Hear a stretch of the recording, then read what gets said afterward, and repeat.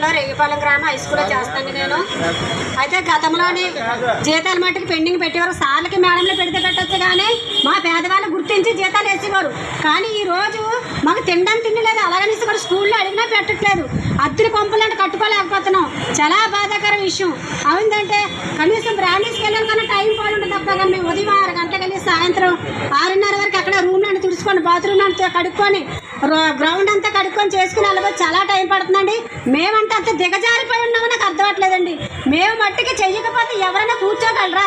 మేము దీనమైన పని చేస్తున్నాం. ఈ దీనమైన పనికి గుర్తింపు లేకపోతే ఎందుకండి మేము ఈ లోకం మీద? నిజంగా అంత భారకమైన విషయం. నిజంగా చాలా బాధపడుతున్నాం. మొన్నైతే అసలు ఆరోగ్యం బాగోపోయినా అలా మాస్క్ కట్టుకొని స్కూల్లో అలా రూములు తుడుచుకొని బాత్రూమ్లు కడుక్కొని చాలా బాధేస్తుందండి. చాలా బాధపడ్డాం కూడా. కనీసం ఒక చెలవన్నది ఇవ్వట్లేదు. వేతనలు కూడా చెల్లించట్లేదు. మనుషులు పెట్టాలంటే కనీసం మనిషికి డబ్బులు అనేది ఎలా వస్తుందండి? మా చేతి డబ్బులు పెట్టలేదు, మాకే జీతాలు పడలేదు. తర్వాత మా చేతి డబ్బులు పెట్టండి ఎక్కడ పెట్టగలం? దాని మీద ఆధారపడే బతికే ఉన్నాడు. ఇప్పుడు చదువుకున్న వాళ్ళు కూడా ఈ పని చేస్తున్నాడు కదా. ఒకసారి గుర్తించండి చంద్రబాబు నాయుడు గారు, లోకేష్ బాబు గారు, మమ్మల్ని ఒకసారి గుర్తించండి. మేము దేనాన్ని పని చేస్తున్నాం, కనీసం ఒకసారి గుర్తించండి, మమ్మల్ని గమ్ములు పెట్టుకోండి.